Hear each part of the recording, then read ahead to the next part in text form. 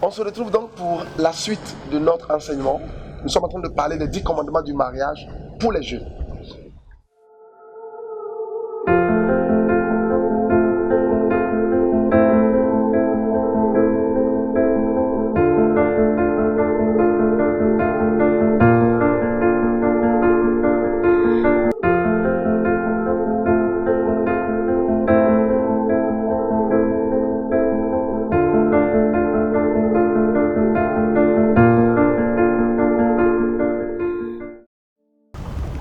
Nous sommes au commandement 7, qui est aussi très important. Il dit, dans le choix du conjoint, on n'attire que le type de personne qu'on est. Donc, pour faire un bon choix, soyez-en un vous-même. Ça veut dire quoi? Vous savez, Adam n'a produit que Ève. Ève a été tirée d'Adam. Vous ne pouvez donner que ce que vous êtes. Vous ne pouvez attirer que ce que vous êtes. Comme on le dit, c'est ceux qui se ressemblent qui s'attirent. C'est ceux qui se ressemblent qui s'assemblent. Si vous voulez faire un bon choix, trouver un bon partenaire, soyez d'abord vous-même un bon partenaire. Soyez d'abord vous-même un partenaire. Il y a beaucoup de gens qui disent, je n'ai pas encore trouvé la bonne personne. Mais est-ce que toi-même tu es la bonne personne? Si tu es la bonne personne, tu vas attirer la bonne personne. Dans la question, mon frère, ma soeur, qui veut se marier, est-ce que tu es une bonne personne? Si tu ne l'es pas, cherche plutôt à être une bonne personne. Au lieu d'attendre une bonne personne, sois d'abord toi-même une bonne personne. Alors, commandement 8. Pour que votre mariage dure, pour que ça dure, vous devez connaître les 5 langages d'amour, les 5 niveaux de communication, les 5 étapes du pardon et les 5 sens sexuels. Il y a en effet 2 formes d'amour, 5 langages d'amour et 10 façons ou 10 types, ou 10 façons, je vais plutôt dire, d'exprimer l'amour. On va en parler plus tard. Mais je vais plutôt vous parler des 5 niveaux de communication. Et est-ce que nous appelons d'abord la communication préfabriquée? C'est quoi? Bonjour, bonsoir. Comment tu vas? Je vais bien. Qu'est-ce que tu as mangé aujourd'hui? J'ai mangé le riz ou j'ai mangé la pâte. Ça, tout le monde peut le dire. Il n'y a rien dedans. C'est préfabriqué. Ça existe d'abord. Ça existe déjà. Ça n'approfondit pas la relation. Le deuxième niveau de communication, c'est communication à propos d'une troisième personne. C'est-à-dire que vous vous retrouvez, mais vous parlez d'une autre personne, d'autres personnes. Des choses qui se passent. Est-ce que tu as écouté ce que l'autre a dit? Est-ce que tu as vu ce qu'il a fait? Ainsi de suite. Vous ne parlez jamais de vous-même. Votre relation ne sera pas profonde. Troisième niveau de communication, c'est la communication des idées. Où vous avez des projets, vous parlez des projets, sans parler de vos sentiments. Ça a des limites. C'est vrai, vous avez beaucoup de projets, mais vous ne vous mettez pas dans la relation. Parce que les gens ont peur de s'ouvrir. Des fois, les gens ont peur. Ils sont fragiles. Ils ont peur de s'ouvrir. Ils ont peur d'être rejetés.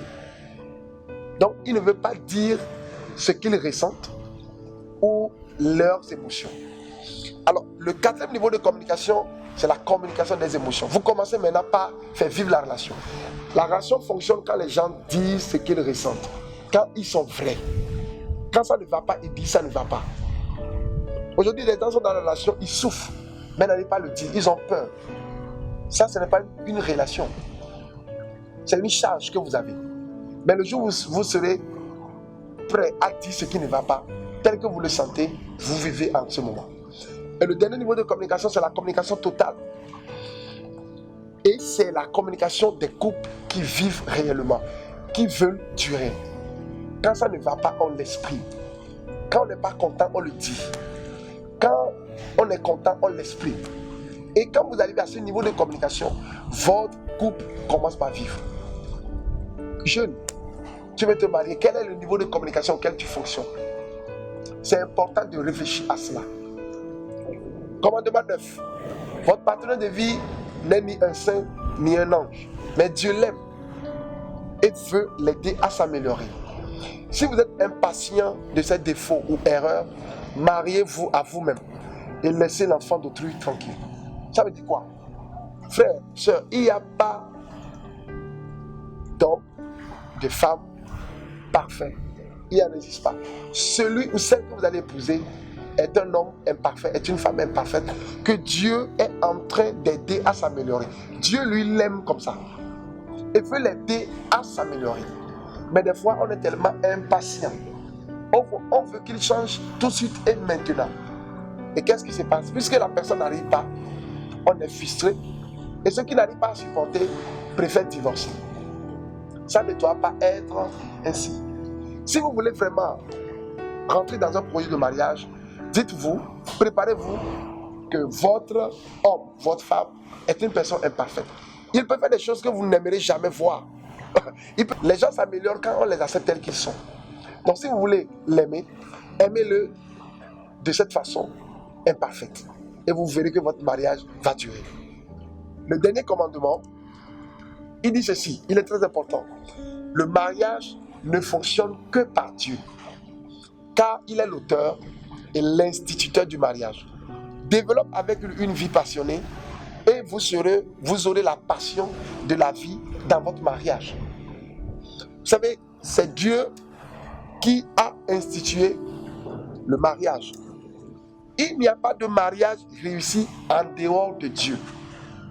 La Bible dit que la corde à 3 fils ne se rompt pas facilement et ne se rompra pas. L'homme, la femme et Dieu deviennent cette corde à 3 fils. Quand Dieu est au centre de votre mariage, ça réussira. Regardez l'histoire que la Bible nous raconte. Jésus est allé au mariage de Cana. Ils ont tout fait. Ils ont tout fini. C'est quand l'eau, le vin a manqué, qu'on l'a invité à faire, à produire du vin. Mais quand il est venu, il a produit du vin, c'était le meilleur vin. Alors, imaginez si Jésus-Christ était placé au début, on lui avait tout confié. Vous allez voir comment est-ce que ce mariage sera glorieux. Quand Dieu rentre dans votre mariage, ça réussit toujours. La plupart des problèmes que nous avons joués dans les couples, c'est parce que nous avions mis Dieu de côté. On fait ce qu'on veut faire. Alors que le mariage est une institution de Dieu. Ça vient de Dieu. Ça ne peut jamais fonctionner en dehors de Dieu. Si vous voulez jouir du mariage divin, construisez votre mariage avec Dieu. Donc voilà un peu les commandements, les 10 commandements du mariage que j'ai voulu partager avec vous. Certainement que vous avez des questions, mais je vous demande aussi de partager cette vidéo. Nos contacts s'affichent sur l'écran. Écrivez-nous, vous pouvez partager, discuter avec nous.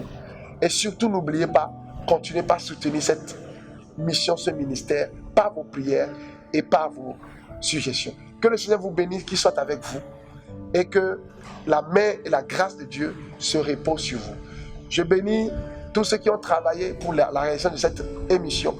Et surtout à Gospel Light Channel, qui nous donne l'opportunité de pouvoir partager avec vous. Que le Seigneur vous bénisse, qu'il soit avec vous. Bye bye, shalom, soyez bénis.